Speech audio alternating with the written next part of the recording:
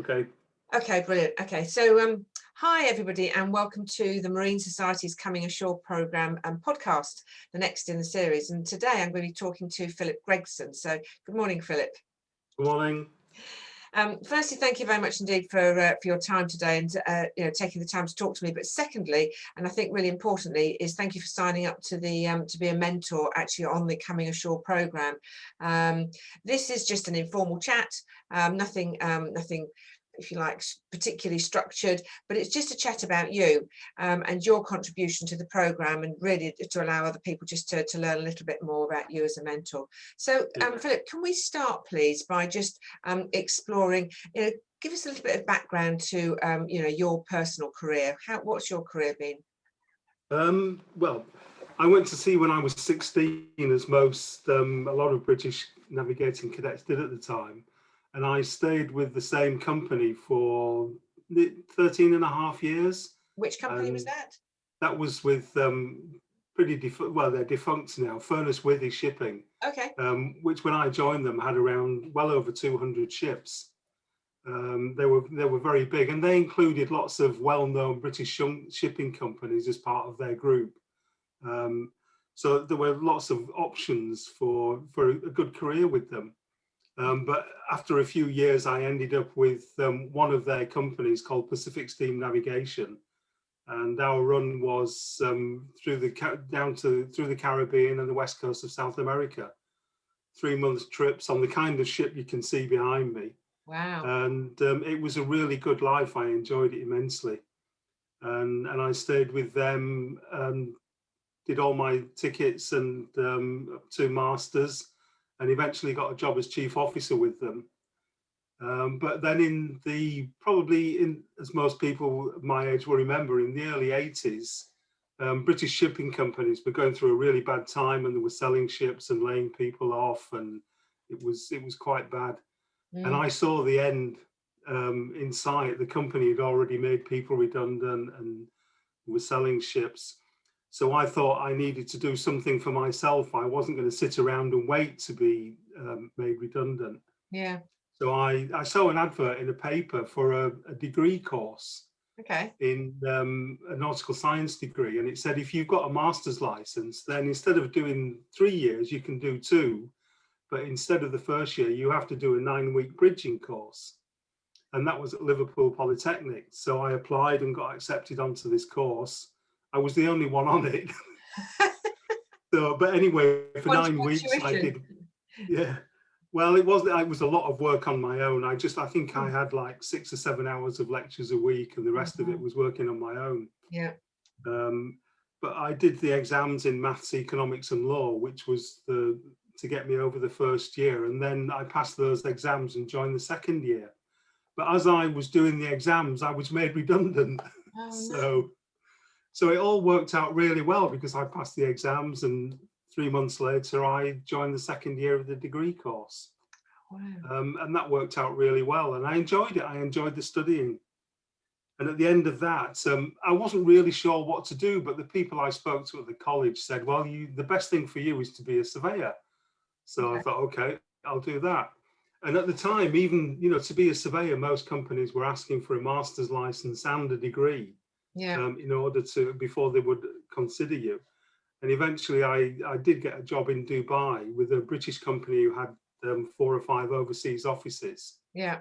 And I started a career as a surveyor, which I really enjoyed as well, because it was really demanding. But what you learn as a master is only the beginning when you start to be a surveyor. There are so many things that more things you need to know. And it can get really scary at times when you'll get instructed on a job to maybe do some ship damage or cargo damage, and you've never seen that before.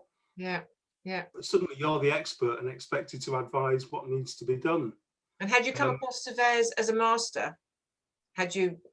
No. I didn't sail as master. I only served as chief officer, but I never really came across surveyors whilst I was at sea. Yeah. So it was a whole new experience. Yeah.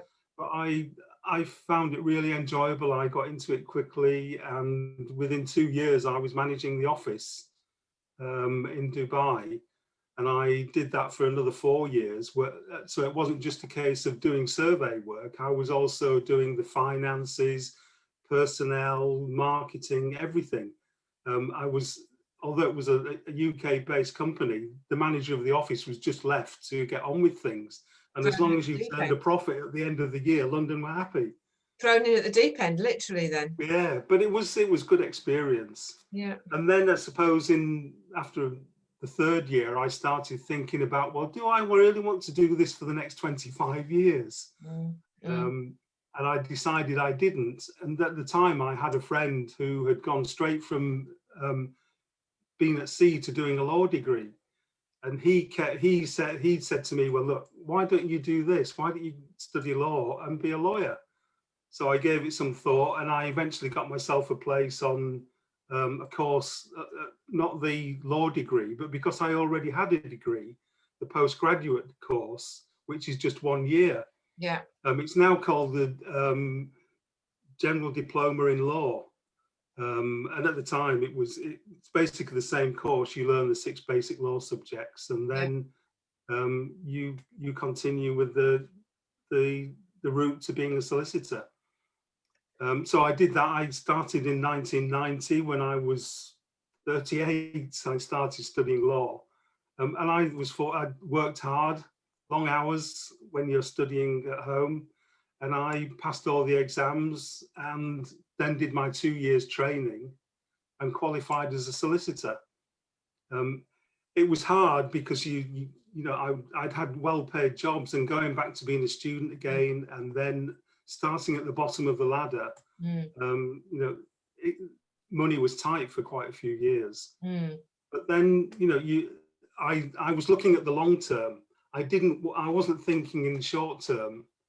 I was thinking of, what do I want to do in the next 25 years? And I decided that being a solicitor, working for a law firm, was better than just being a marine advisor in a law firm, because there's no career path. You are a marine advisor or a marine manager, and that's it. Whereas if you're qualified as a lawyer, the route to partnership is open, and more responsibility, and obviously more money. More money, yeah. Yeah. So that's what I did, and I qualified as solicitor and started initially doing dry cargo work, which is bill of lading claims and charter parties and things like that. And after 3 years of that, I found another job with a small niche company where I could do admiralty law, which was basically casualty investigations for ships that have had fires, explosions, collisions, groundings, anything like that, salvage work. And you do the investigations, you interview the crew, you prepare the witness statements, and you deal with all the claims and court cases that arise out of that accident. And it's really, really interesting. Fascinating work, and very hard work. I mean, hard mentally, but how hard emotionally as well, I would imagine. It is, because I hate to say it, but I've actually seen captains cry because they are so emotional that their ship has been involved in an accident and they didn't see how they could have avoided it. And you have to, you really have to be,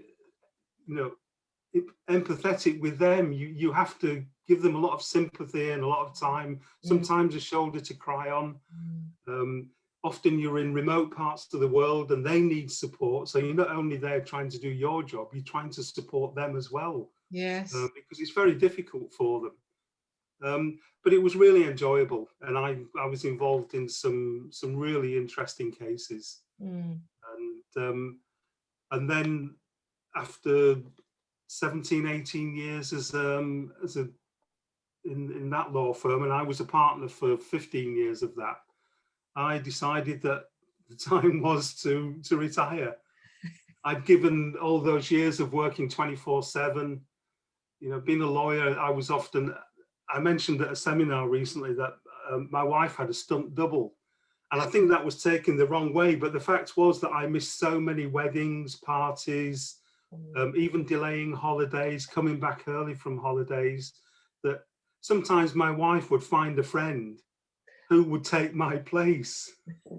So, things that she's Welsh, so going to the rugby matches in Wales is a real big treat for her. And on at least 2 occasions, she had to take somebody else because I was off on the other side of the world, doing a case of some sort. So that was her phrase of having a stunt double to take my place whenever I wasn't there for something. But it works. I had a good life. I really, really enjoyed it, and I would recommend it to anybody. You sound very passionate. I like the word passion because you end up with a passion for a job. I'm passionate about the role that I do and the role that I play within the industry. Yeah. But I think you're passionate about the jobs you've done. Yeah, I've really, really enjoyed them. I would admit at times that they've been so difficult. And when you're sat on a plane for hours on end and it takes you 30 hours to get somewhere, and then the ship's in the middle of nowhere and you think, oh God, what am I doing here? But once you start work, it's really good, really interesting. And I think I just love ships, and that helps enormously. And even though I've done the law, I've never lost my connection with ships, with the actual vessels themselves. Yeah, and that's the bit I love. And the life at sea is good. I don't think it's as good now as it used to be, but I think it's still a good life, and it can prepare you for so many different roles ashore, if that's what you want to do. Yeah, I think that's brilliant. Thanks very much, Philip. That's really interesting, actually fascinating with hearing that. When we talk about these ladies and gentlemen who are actually coming, looking to make their transition, that's obviously is Coming Ashore program. Your experience, you explained that you what should you do when you were talking through, what should my next role be? You were saying in your own career. What was your experience in terms of the difference between working and how you did your transition from sea to shore? I know it was while you explained while you were doing your studies, and it sort of like happened. But what was your own personal experience of the change from being in a life at sea to the life ashore? Yeah, I found it really easy to make the transition from being at sea to coming ashore, and I think the reason for that was I made the decision. Okay. And I think that's been a factor of my life, is that when I've changed careers or done anything, it's me who's made the decision. I've not really waited for things to happen. Therefore, I've always felt in control. And I think that helps an awful lot. So, going from ashore to studying, I didn't find it difficult. I was used to studying from doing mates and masters and the other licenses. So spending relatively long periods in college, like it used to be 6 months, wasn't a problem for me. And working long hours, as you get older, studying gets more difficult. So if I had to work in the evenings and at weekends, that wasn't a problem. I'd done that at sea for all those years. And there was always something to aim for, which does make a difference. I think so. The transition for me was fairly easy. I didn't find it difficult, apart from the finances, of course. But then, you learn to live with that. I think there's a lot of people have been explaining how, and I've known with being an HR director within a shipping company, that transition, as you say, whether it's your decision or whether it's the business's decision at the time that you actually move, that's the mindset, if you like, of getting people to think differently, and that they have got the opportunity to make that choice themselves, as opposed to waiting for the business or the company to actually say it's time you came ashore, or I have a shore-based job for you. But it's actually having that, being in control of your own career. Whereas I think historically, and I'm being very general here, but I think historically maritime have had an area of work where that's sort of like the career is owned by the business and company, if you stay with the company and not you, and that difference.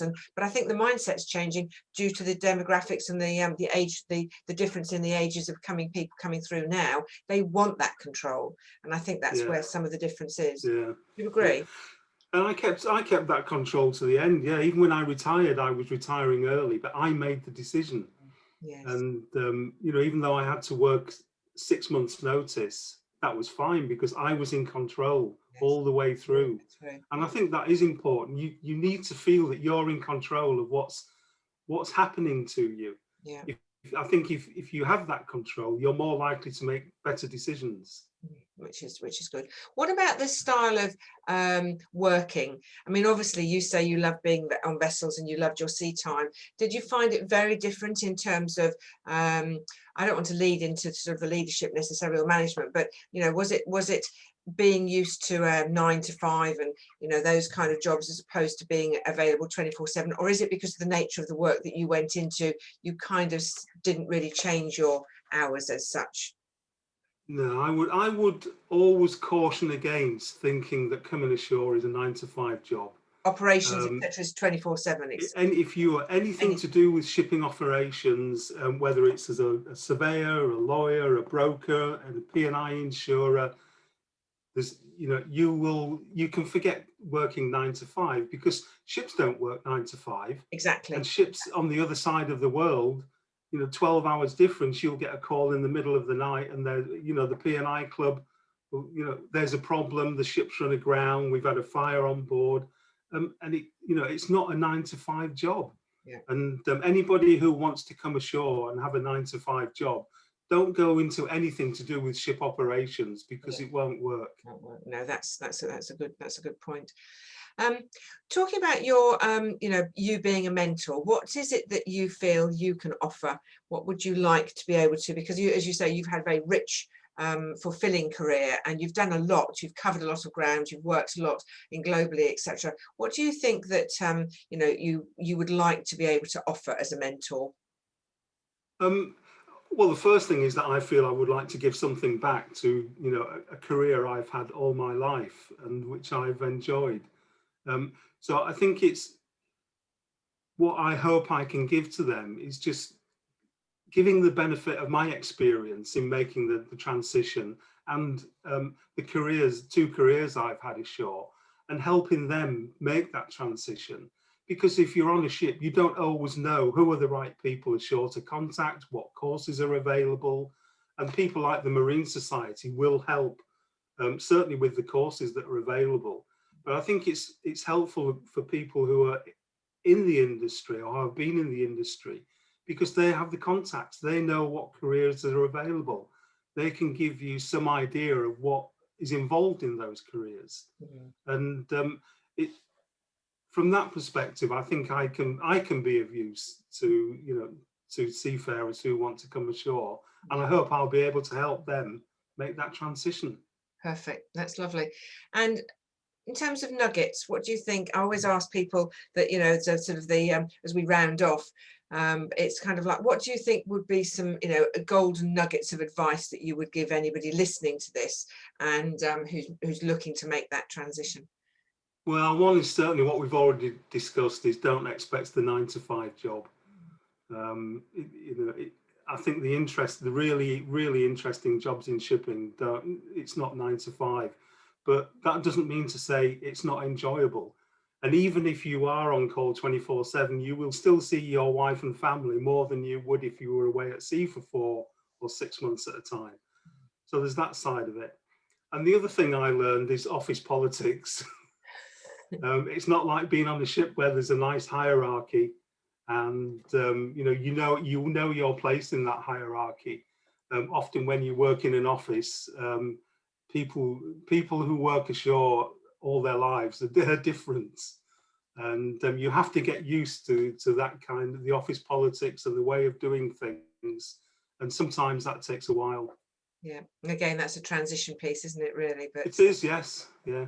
It's yeah, we talk about that a lot. So, well, Philip, thank you so much for talking to me today. I've really enjoyed the conversation, and I know that others listening to this will do as well. And I would hope that they're inspired and encouraged, either as a mentee or potentially people who've actually make that leap and follow in your footsteps, and will actually be able to become a mentor themselves one day and share their own story. Yeah. So, again, Philip, thanks very much indeed. Thank you. Thank you. I've really enjoyed it. It's not often I get to talk about myself. That's really good. Thank you. Thank you very much indeed. Thanks a lot.